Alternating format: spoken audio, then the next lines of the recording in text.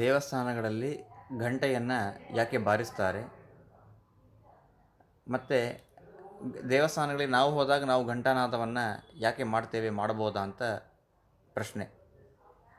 ಆಗಮಾರ್ಥಂ ತು ದೇವಾನಾಂ ಗಮನಾರ್ಥಂ ತು ರಕ್ಷಸಾಂ ಕುರು ಘಂಟಾರವಂ ತತ್ರ ದೇವತಾಹ್ವಾನ ಲಾಂಛನಂ ಎಂಬುದಾಗಿ ಪರಮಪುರುಷ ಸಂಹಿತೆ ನಮಗೆ ತಿಳಿಸ್ತದೆ.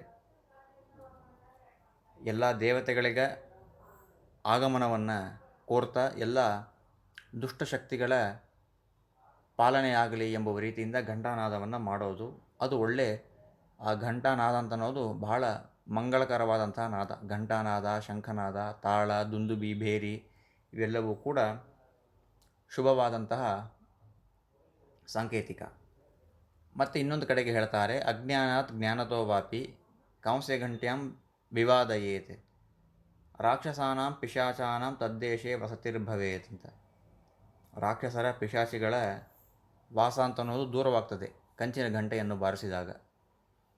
ಮತ್ತು ಘಂಟಾ ಕಿರೀಟ ದಂಡೇಶು ಸ್ವರೇ ನಾಲೆ ಕ್ರಮೇಣತು ಬ್ರಹ್ಮಾಂಡಂ ಗಾರುಡಂ ನಾಗಂ ವಾಗ್ದೇವೀಂ ಚ ಪ್ರಜಾಪತಿಂ ಅಂತ. ಘಂಟದ ಒಂದೊಂದು ಭಾಗಗಳಲ್ಲಿ ಬ್ರಹ್ಮ, ಗರುಡ, ಶೇಷದೇವರ, ಸರಸ್ವತಿ ದೇವಿಯ ಸನ್ನಿಧಾನ ಇದೆ.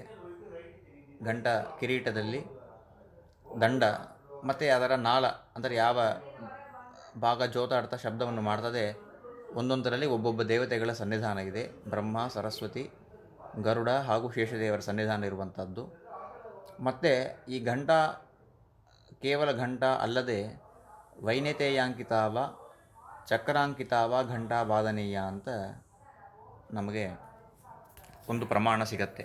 ಅಂದರೆ ಆ ಘಂಟೆಯ ಮೇಲ್ಭಾಗದಲ್ಲಿ ಗರುಡದೇವರ ಚಿಹ್ನೆ ಅಥವಾ ಚಕ್ರದ ಚಿಹ್ನೆ ಅಥವಾ ಗರುಡದೇವರೇ ಇದ್ದಾಗ ಅವರಿಗಿಂತ ಉತ್ತಮರಾದಂತಹ ವಾಯುದೇವರ ಒಂದು ಪ್ರತೀಕ ಇರುವುದು ಬಹಳ ವಿಶೇಷವಾದಂಥದ್ದು. ಯಾವ ಚಿಹ್ನವೂ ಇಲ್ಲದೇ ಇರುವಂಥ ಘಂಟೆಯನ್ನು ಬಾರಿಸೋದು ಅಷ್ಟು ಪ್ರಶಸ್ತವಲ್ಲ. ಘಂಟೆಯಲ್ಲಿ ಪ್ರಾಣದೇವರೋ, ಗರುಡದೇವರೋ, ಚಕ್ರವೋ ಈ ಮೂರು ಚಿಹ್ನೆಗಳಲ್ಲಿ ಯಾವುದಾದ್ರು ಒಂದು ಚಿಹ್ನೆ ಇರಬೇಕು.